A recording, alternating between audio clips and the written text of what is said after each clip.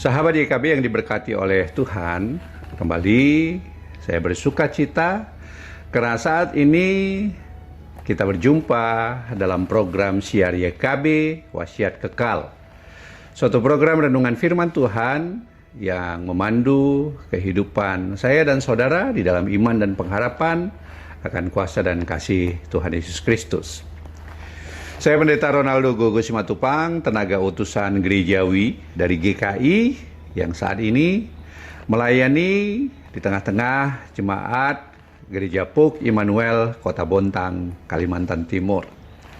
Sahabat YKB, renungan kita hari ini Selasa 31 Desember 2024 mengusung tema Terang Dunia. Bacaan didasarkan pada teks di dalam Yohanes 8 ayat 12 hingga ayat 19. Dan teks yang menjadi pusat renungan kita adalah Yohanes 8 ayat 12. Sahabat YKB, sebelum bersama-sama kita membaca dan merenungkan firman Tuhan, mari kita bersatu hati, kita berdoa memohon Roh Kudus agar memimpin dan menolong kita. Dan di dalam penyertaan Roh Kudus Tuhan, saya dan saudara diperlengkapi dan dilayakkan untuk memahami rancangan dan kehendak Tuhan atas kehidupan kita selaku saksi Kristus dan pelaku firman Tuhan. Mari kita berdoa. Di penghujung tahun 2024 ini, kami akan merefleksikan kehidupan kami melalui firman-Mu yang akan kami baca dan kami renungkan.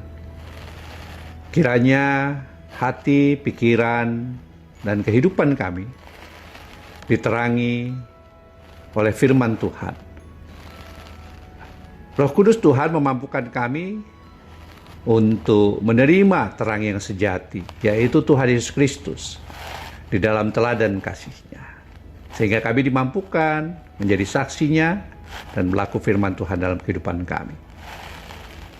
Tolonglah kami di dalam nama dan kuasa kasih Tuhan Yesus Kristus. Amin. Sahabat YKB yang diberkati oleh Tuhan, mari kita perhatikan Injil Tuhan Yesus Kristus menurut kesaksian di dalam Yohanes pasal yang ke-8 ayat ke-12. Inilah Injil Tuhan Yesus Kristus menurut kesaksian Yohanes. Yesus berkata lagi kepada mereka, "Akulah terang dunia. Siapa yang mengikut aku, ia tidak akan berjalan dalam kegelapan, melainkan ia akan mempunyai terang kehidupan." Sahabat YKB, bumi memiliki benda penerang, matahari dan bulan. Artinya bagi bumi ada matahari dan bulan sebagai benda penerang. Dan benda penerang tersebut diciptakan.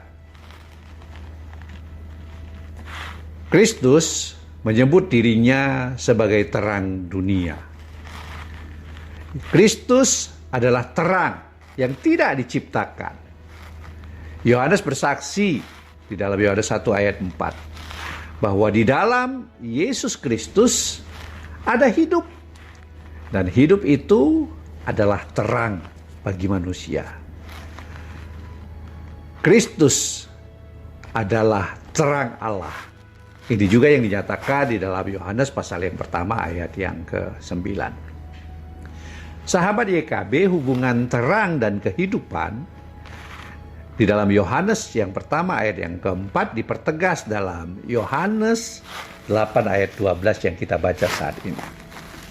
Yaitu di dalam Yesus Kristus manusia akan memiliki terang kehidupan yang sesungguhnya. Karena itu makna Yesus sebagai terang dunia adalah karena Yesus yang berkuasa mengaruniakan kehidupan yang kekal itu bagi saya dan saudara. Karena itu Kristus memanggil setiap orang yang percaya untuk berjalan bersama Dia dan mengikuti Dia. Dan setiap kegelapan tentu akan dapat kita atasi apabila kita mau berjalan bersama dengan Yesus Kristus. Sebagaimana Yesus berkuasa melewati kuasa maut, kuasa kegelapan melalui peristiwa kebangkitannya. Dan setiap orang yang percaya, saya dan saudara, juga tentu akan dimampukan melewati setiap lembah maut, lembah kekelaman. Sebab kuasa maut telah ditaklukkan oleh Yesus Kristus melalui peristiwa pernyataan kuasanya di dalam kebangkitannya. Sahabat YKB yang diberkati oleh Tuhan, di penghujung tahun 2024 ini, saya dan saudara tentu sepanjang waktu dalam tahun 2024 telah mengalami berbagai peristiwa, dan bisa jadi ada situasi yang sangat gelap yang kita hadapi. Bahkan beberapa di antara kita mengalami berada di titik nadir, titik kritis persimpangan. Namun, apakah kondisi itu memisahkan saya dan saudara dari kuasa dan kasih Kristus? Roma 8 ayat 35 mengatakan bahwa tidak ada satu hal pun yang dapat memisahkan kita dari kasih Kristus. Tidak penindasan, tidak kesesakan, tidak penganiayaan, tidak kelaparan, tidak juga ketelanjangan ataupun bahaya, atau bahkan kematian yang dapat memisahkan kita dari kasih Kristus.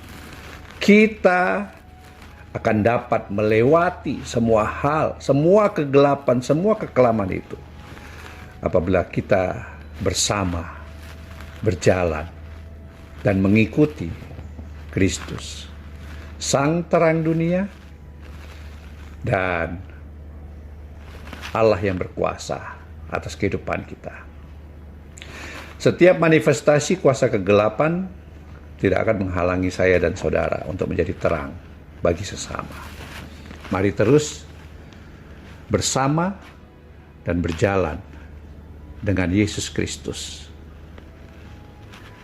Iman dan pengharapan kita hendaknya senantiasa mengalami kuasa dan kasih-Nya, sehingga kita dimampukan menjadi saksi dan membawa terang itu bagi sesama. Mari kita berdoa. Terangilah hati kami senantiasa di dalam iman dan pengharapan kami akan kuasa dan kasih Kristus, karena kami mau terus berjalan dan bersama dengan Dia di dalam kuasa dan kasih-Nya. Dia yang adalah terang dan terang yang sejati, roh dan kebenaran yang hidup, yang menjadi dasar iman dan pengharapan kami.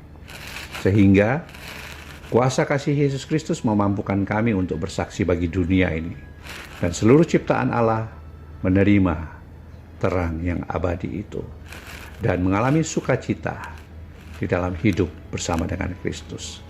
Di dalam nama Tuhan Yesus, kami pun memohon penyertaan Tuhan untuk kami boleh memasuki tahun 2025 dengan mengucap syukur untuk hal-hal yang boleh kami lewati di tahun 2024. Kuasa kasih Kristus senantiasa terjadi dalam kehidupan kami, setiap orang percaya yang mau bersama dan berjalan dengan Yesus.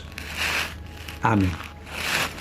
Sahabat YKB yang diberkati oleh Tuhan, kiranya renungan kita hari ini menjadi berkat bagi saya dan saudara. Dan jika saya dan saudara diberkati, jangan lupa untuk subscribe, like, dan bagikan link wasiat YKB ini kepada seluas mungkin atau sebanyak mungkin saudara dan sahabat yang kita kasihi, agar tidak hanya saya dan saudara yang diberkati, tetapi semakin banyak orang percaya yang menerima berkat melalui firman Tuhan dan renungan firman yang bersama-sama kita terima. Semangat menyambut dan menapaki hari-hari kehidupan di dalam iman dan pengharapan akan kuasa dan kasih Yesus di tahun 2025. Tuhan Yesus beserta kita. Tuhan Yesus memberkati kita. Salam.